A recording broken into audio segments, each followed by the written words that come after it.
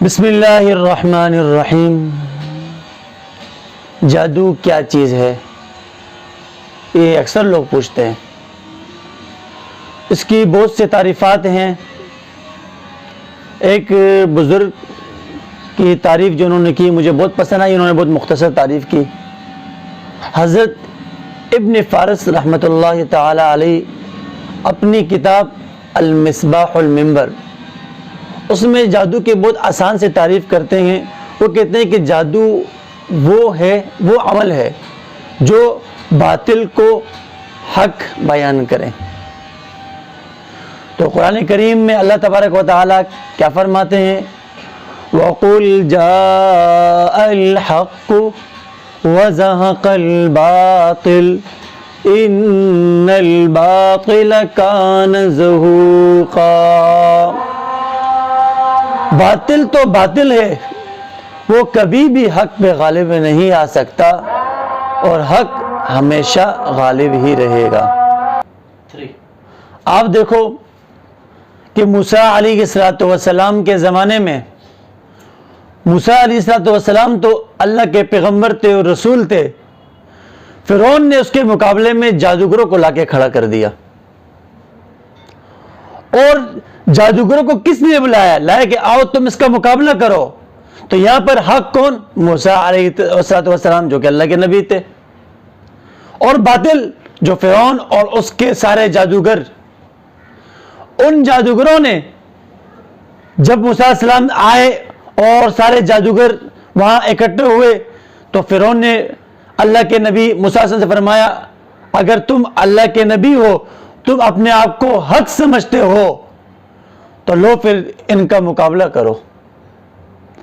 تو وہ تمام جادوگر موسیٰ علیہ السلام کو کہا دکھاؤ اپنا کرتب۔ تو انہوں نے کیا کیا؟ ان کے ہاتھ میں چھوٹے چھوٹے جنہیں لکڑیاں تھی یا رسیاں تھی چھوٹے چھوٹے، انہوں نے وہ اس طرح میدان میں پھینک دیے، جس سے چھوٹے چھوٹے سانپ بن گئے اور اتنے سارا میدان سانپ سے بھر گیا۔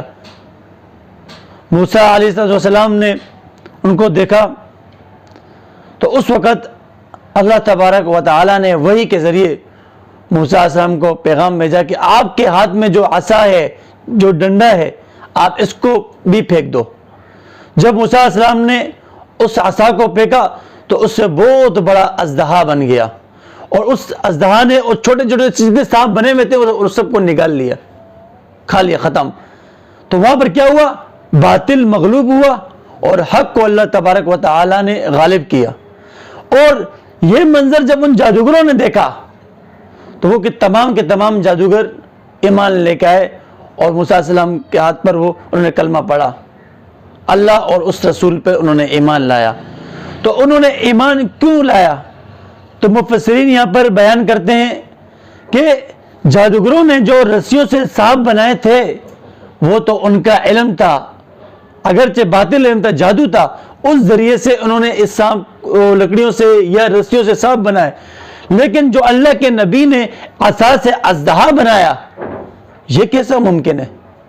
یہ تو جادو کے ذریعے بھی ممکن نہیں ہے۔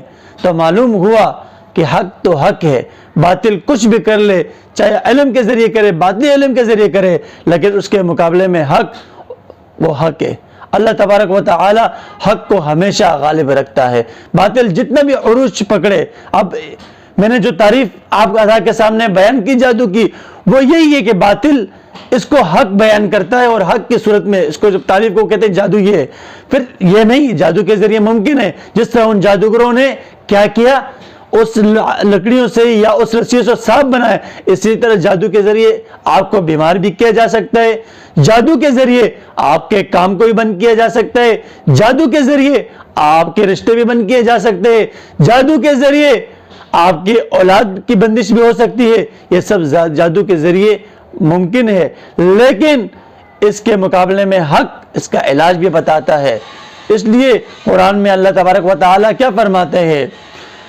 فَلَمَّا أَلْقَوْا قَالَ مُوسَى مَا جِئْتُم بِهِ السِّحْرُ إِنَّ اللَّهَ سَيُبْطِلُهُ إِنَّ اللَّهَ لَا يُصْلِحُ عَمَلَ الْمُفْسِدِينَ۔ وَيُحِقُّ اللَّهُ الْحَقَّ بِكَلِمَاتِهِ وَلَوْ كَرِهَ الْمُجْرِمُونَ.